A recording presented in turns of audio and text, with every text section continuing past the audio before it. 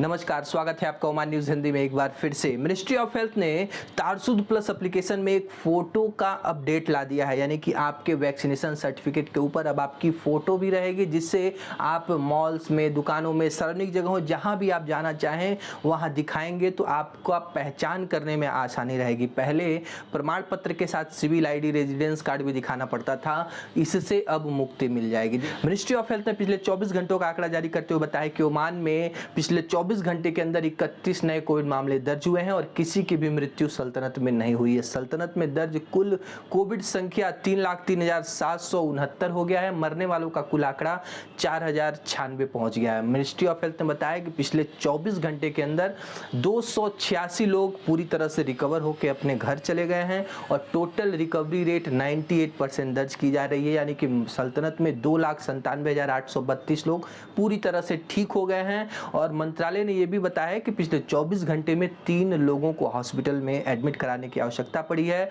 और हॉस्पिटल में जो लोग एडमिट है उनकी संख्या केवल और केवल 30 है और इसमें से 17 लोग ही आईसीयू में अपना इलाज करा रहे हैं। देखिए धीरे धीरे संक्रमण के ऊपर कितने अच्छे तरीके से गवर्नमेंट ने लगाम लगा दिया है। हर तरह की व्यवस्थाएं, हर तरह की गतिविधियों को खोल दिया गया है। जिन देशों के ऊपर प्रतिबंध लगा था वो भी अब वहां से लोग उस सल्तनत में वापस जा रहे हैं और बहुत सारे लोग अभी कंफ्यूज हैं कि हम सल्तनत में जाने से कितने घंटे पहले आरटीपीसीआर टेस्ट करवाएंगे। देखिए यदि आपकी फ्लाइट, मान लीजिए 3 अक्टूबर को आपकी फ्लाइट है, तो फ्लाइट से 72 घंटे के अंदर आरटीपीसीआर टेस्ट करवाना है कि ताकि जब आप सल्तनत में पहुंचे उस समय तक आपके आरटीपीसीआर टेस्ट की जो वैलिडिटी है 72 घंटे के अंदर ही होनी चाहिए। 1 अक्टूबर यानी आज के दिन दुबई का पहला असाधारण एक्सपो 2020 की शुरुआत पूरी जोरदार रोशनी के साथ हुई। पूरा विश्व इसको देखने के लिए आकर्षित है और पूरे देश के लगभग 194 देशों के जो प्रतिनिधि हैं, यहाँ के लोग हैं, इसमें भाग ले रहे हैं। और पहली बार विश्व मेला 1851 में लंदन में आयोजित किया गया था। ओमान के खनिज मंत्रालय ने 1 अक्टूबर से नई तेल कीमतों का ऐलान कर दिया है। ओमान में M91 229 पैसा पर लीटर के हिसाब से बिकेगा, M95 239 पैसा और डीजल 258 पैसा पर लीटर के हिसाब से ओमान के पूरे इस महीने में लोग खरीद सकते हैं। ओमान के मौसम वैज्ञानिकों ने बताया है कि उष्णकटिबंधीय तूफान पे जो हम लगातार नजर बनाए हुए थे, ये तूफान गहरा होता जा रहा है, तेज होता जा रहा है। ओमान से 590 किलोमीटर की दूरी पर इस समय तूफान है। मौसम विज्ञान ने कहा है कि इस समय हवा की जो गति है केंद्र के चारों तरफ 34 से 63 समुद्री मील प्रति घंटा के हिसाब से हवाएं चल रही हैं और ये जो तूफान है पाकिस्तान के तट के तरफ उत्तर पश्चिम की ओर बढ़ने की उम्मीद मौसम विभाग ने जताई है। मस्कट में स्थित भारतीय दूतावास के अधिकारियों ने खसाब के प्रवासियों से वर्चुअल इंटरेक्शन किया। जी हां, यहाँ के परेशानियों को श्रम विभाग के काउंसलर ने जाना और उसको ओमानी सरकार से उठाने का फैसला भी किया। किस तरह की चुनौतियां इस समय जो भारतीय प्रवासी हैं उनको फेस करना पड़ रहा है। रॉयल पुलिस के जनसंपर्क अधिकारी ने सीब के विलायत में एक स्कूल में एक कार्यक्रम में भाग लेते हुए जो बच्चे स्कूलों में जा रहे हैं और कैसे वो एक दूसरे से संक्रमण से बच सकते हैं, इसके बारे में चर्चा की गई। बच्चों को सावधान किया गया और टीचर्स और पेरेंट्स को भी जागरूक किया गया कि जब बच्चे स्कूलों में आ रहे हैं तो उनको कैसे कोविड के संक्रमण से बचाया जाए, कैसे उनके पर्सनल चीज को उनके पास ही रहने दिया जाए और किसी के साथ शेयर करने की जो आदत है उसको बंद किया जाए, क्योंकि हम बच्चों को सिखाते हैं कि ज़्यादातर चीज़ें शेयर कीजिए। और इस समय ये कोविड-19 की वजह से हमें बच्चों को ये बताना पड़ रहा है कि आप अपने स्टेशनरी, अपने पानी बोतल, अपने खाने पीने की चीज़ें अपने तक सीमित रखिए।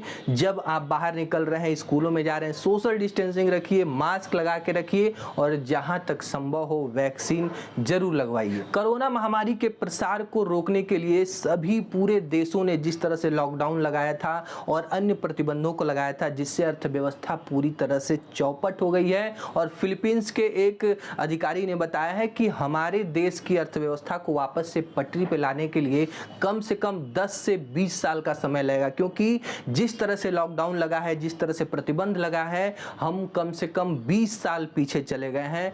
फ्रांस के एक न्यायाधीश ने गुरुवार को पूर्व राष्ट्रपति निकोलस सरकोजी को धोखाधड़ी का दोषी पाया और इस अपराध के लिए न्यायालय ने उनको 1 साल के कारावास की सजा सुनाई थी। हालांकि जब यह फैसला सुनाया गया उस समय सरकोजी अदालत में पेश नहीं हुए और उनको इलेक्ट्रॉनिक निगरानी के तहत उनके घर में ही नज़रबंद किया गया है और 1 साल तक उनको घर से ही काम करने की अनुमति भी दी गई है। इक्वाडोर के तटीय शहर ग्वायाकिल में जेल में हुए हिंसक दंगे में कम से कम 100 लोगों की मौत हो गई और जिसमें से 10 से 15 लोगों के सर धड़ से अलग कर दिए गए हैं और लगभग 52 लोग बुरी तरह से घायल हैं। इसके बाद सैन्य अधिकारियों ने बुधवार को परिसर की घेराबंदी कर दी और तब जाकर के दंगों पर काबू पाया। भारतीय स्कूलों ने ओमान में पढ़ने वाले सभी बच्चों के माता पिता को बहुत बड़ी राहत दी है। जी हां, भारतीय स्कूलों ने पेरेंट्स के अनुरोध के बाद 2021-2022 के सेशन की सभी शुल्क को माफ कर दिया है। एक भी पैसा गार्जियन से नहीं लिया जाएगा। 18 महीने के ब्रेक के बाद बच्चे इस सप्ताह से स्कूलों में जा सकते हैं और ऐसा करके भारतीय स्कूलों ने ओमान में एक स्टैंडर्ड, एक एग्जाम्पल सेट किया है कि महामारी में किस तरह से लोगों को परेशानी हुई और उनको परेशानी को ध्यान में रखते हुए स्कूल ने भी उनकी कोऑपरेट किया है, उनका मदद किया है। देखिए, बहुत सारे प्रवासियों की जॉब चली गई है, बिजनेस ठप पड़े हैं, तो ऐसे में वो कहाँ से स्कूलों में अपने बच्चों की फीस देंगे? या तो अपने बच्चों की पढ़ाई रोक दें और ऐसा ना हो इसके लिए भारतीय स्कूलों ने अभिभावकों के इस अनुरोध को स्वीकार करते हुए फीस को माफ कर दिया है।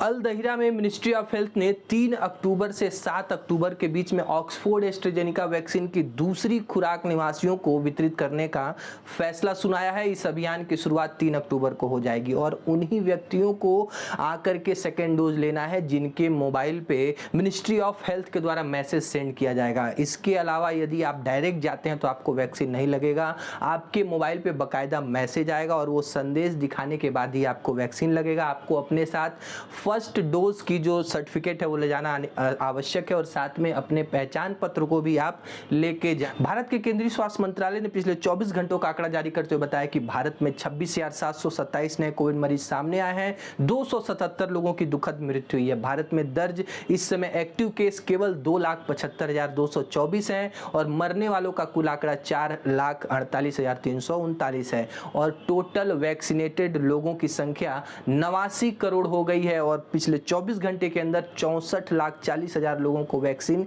लगा दिया गया है। देख फ्रेंड्स, आज के लिए बस इतना ही। वीडियो कैसा लगा लाइक करके जरूर बताएं और चैनल पे नए हैं तो प्लीज सब्सक्राइब कीजिए ताकि ओमान से जुड़ी हर अपडेट आप तक सबसे पहले पहुंचे।